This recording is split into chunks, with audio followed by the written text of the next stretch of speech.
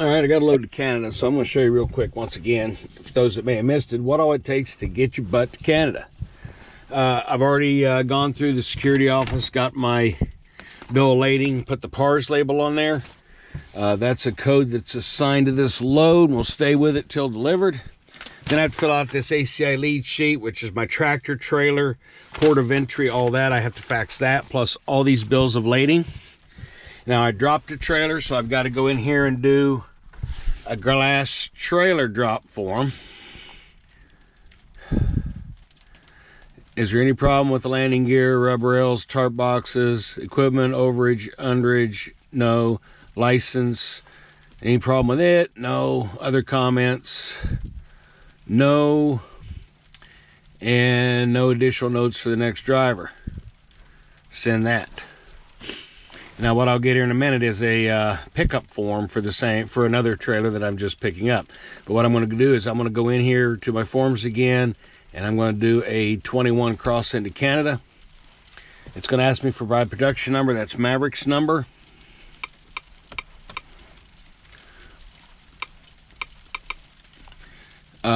I'm going through Sarnia, Blue Water, every chance I get. ETA at the port will be today, and I'm going to put 13:30, even though that's going to be close to the 2-hour window they want. It's just I don't want to go sit around up there waiting on all this paperwork to clear. I'm going to do it and then secure the trailer. I've already verified my BOL and all that against my glass. $44,895 and the weight. Pieces. That's pieces. It should be like 11.6. Must be thick stuff. Well, hell. Hit the right button here. There we go. 6. Okay. Now the weight. 44,895. The PARS code is the number, that label I just showed you. And when I put this in here, I don't ever look at the number above it that I just typed in. I look at the number on the PARS label again to make sure that I haven't, if I enter the first one in error, I don't duplicate that error. And it'll tell me if they're different, and I can see if they're different. I don't have a passenger, and I'm going to send that. All right. Now, at some point, I'm going to get a trailer pickup form, but you can see all these notes that I get. All these messages I get. It's just crazy. Let's see here. There's my load. There's the information on the load. Okay. Back out of that. Of course, it never takes you back where you got to scroll back down through. Where is it? Okay, then I have Canadian. I have another Canadian Carleton. Then I have the ETA, and then I have these are just standard emails. Here's my drop trailer form I just did. My data notification has been canceled. Canadian border notes, border securement, ACI manifest, arrival completed. As you can see, I get a lot of stuff. And I'm not done yet. I've got to secure this trailer right now. It's sleeting, and I drove all the way up here from just north of Cincinnati in freezing rain. But it wasn't bad. It collected on a truck, but the roads were good. So I'm going to go secure and tie up the trailer, and I'm going to roll up, hit the scale, and I'm going to blast to Quebec. Got a long ways. I was really hoping to get out of there. Last time I come through, they faxed all my paperwork for me. All I needed to do was the cover letter. They only do that now, I guess, for dedicated. So us over the road guys, it's just more for us to do. But that's all right. That's just part of the job. You get used to it. You get to do it real quick. It didn't take me very long to do this paperwork. So let's roll.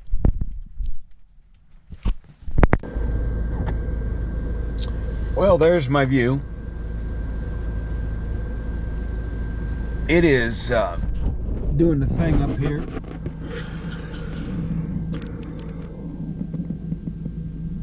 kind of a mixture. Sleet, on and off sleet, freezing rain. It's pretty ugly coming up here.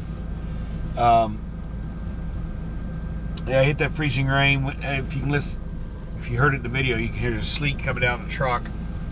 Then it just got ugly. Going through Blue Water Sarnie is a big arch bridge, and as I'm going down the other side, you have to make a turn. Cars here, trucks here, and the front end's just skidding. It's just sliding. There's all kinds of room there. It's not like you're going to bash into anything. This thing is made to hold about 8 or 10 trucks wide.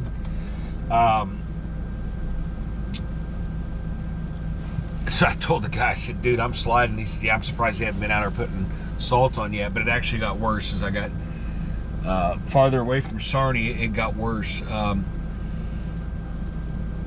It got pretty ugly for a while. I know you guys all seen snowplows go down the road and just push a plow full of snow. This was plows full of sleet. And they have a plow truck with a trailer behind it with a tank on it. And with the flip of a switch or flip of a button, that tank and trailer comes out here. So now they're going down the road with a big brush system and a plow, and they're doing 2 lanes at a time. The roads were not horrible. That slushy area was really pretty bad, but then it just got to the point that it just got down to here in the last maybe 2 hours. It got down to 1 clean lane, everybody in it. The Canadians, I mean, you guys are really serious. You guys get more snow than probably anybody in the world. Okay, maybe not, but I'm like, you're really doing like 35 mile an hour in the center lane. You could put it over in the snow bank and not hit anything. Get out of the, I don't know. But anyhow, I shut down. I've had enough. It's too treacherous. I've got 13 hours to drive. I could just about do that in one day. You get 13 hours in Canada. Hey, where are you going with your dog? Yeah, I wouldn't want to go out and go to the bathroom in this weather either. It's like 13 hours left to drive. I don't have to be there until Sunday night. I got all kinds of time. No hurry. I guarantee Maverick would move the load if they had to, because this storm is going straight across. It's going straight up to Quebec. I guarantee Maverick would rather move the load than damage a truck, damage a load, or damage me. Guarantee it. If I don't feel it's safe to drive, Maverick will not argue with me, because they're not here. Of course, that's not something you want to go take advantage of just because you don't want to drive. I don't mind driving. I don't have a problem with it, but I'm not going to go out there and damage stuff or hit somebody or hit something. And it's really, let me turn the key on here and turn the wipers on. It's really coming down now. Now, I'm not sure how much of that you can see. Up at the street light. Probably not much, but it's definitely getting worse. The one thing you got to understand about driving in the snow, and this applies for this truck, this applies for this car, this applies for anything, is you just don't make any sudden moves.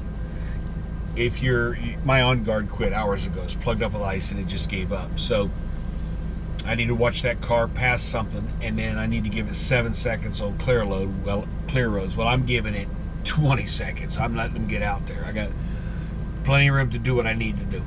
If I got to throw it in the ditch, keep from rear-ending a bunch of cars, it's going in the ditch. But no sudden moves. Lane changes, if there's a big clump of snow in between the lane changes, don't do one of them. You just ease it over. If it takes you a quarter mile to get over, it takes you a quarter mile to get over.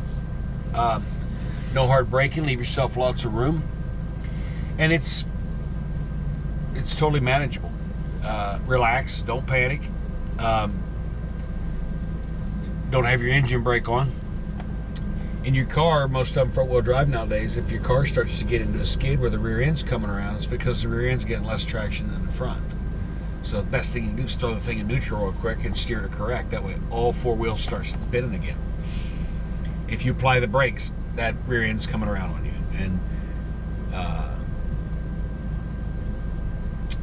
this one here won't do that. It'll jackknife. The trailer On a steep grade, if you're really slow and braking, yeah, the trailer could try to come around on you, but what will happen is the tractor will decelerate. If you got like the engine brake on, the tractor will decelerate. It's decelerating faster than the trailer is, so the trailer says, I'm going on. So you got to keep that engine brake off.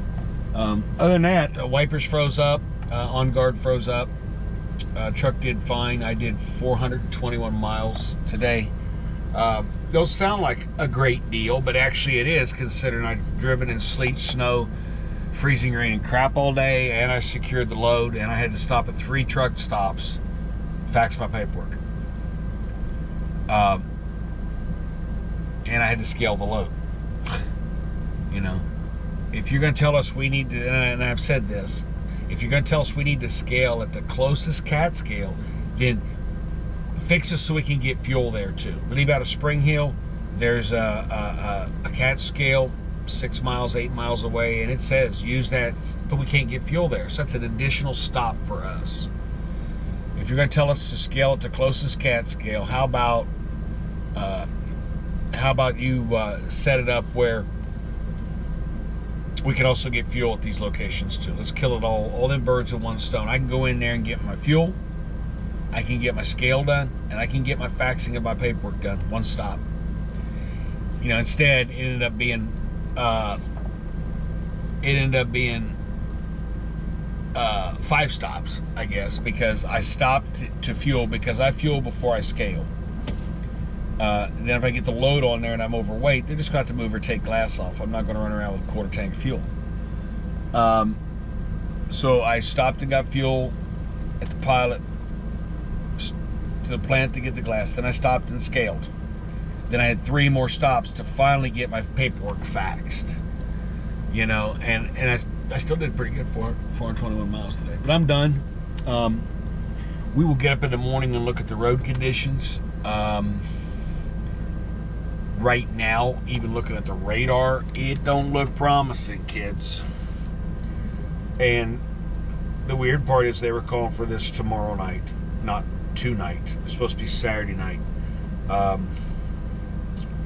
Freezing rain warning, winter cast. There you go. There you go. What's that say?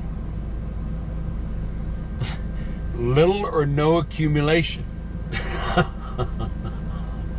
Alrighty. Yep. 5 millimeters of ice. It is snowing like a dog out here. I'll give you another view, and then we'll shut it off. Don't want it to be 20-hour video. There you are, kids. Little to no accumulation. I wonder if Maverick would hire me as a weatherman. Say, hey, Dave, you screwed that up. You're wrong. What do you expect? I'm a weatherman. Yeah, that would fly.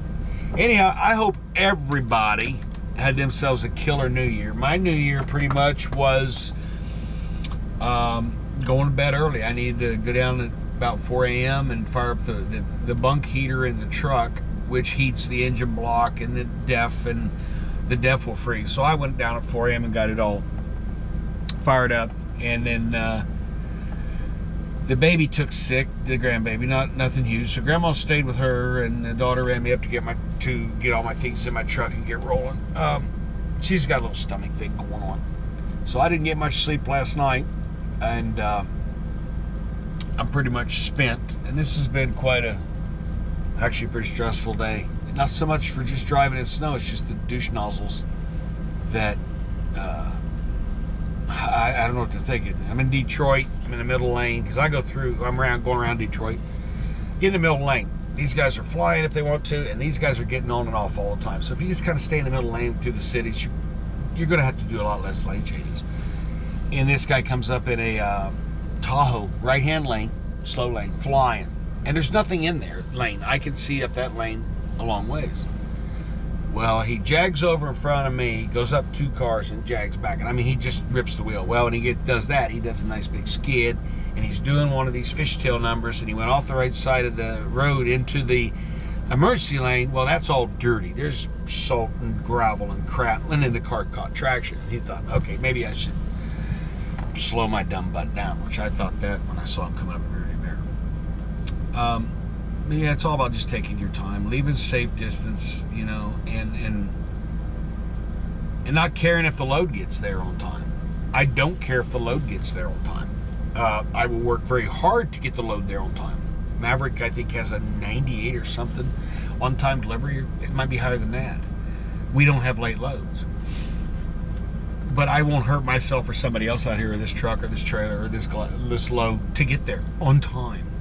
Like I said, I got 13-hour drive. I can drive 13 hours a day. It's Friday, so I got Saturday and I got Sunday.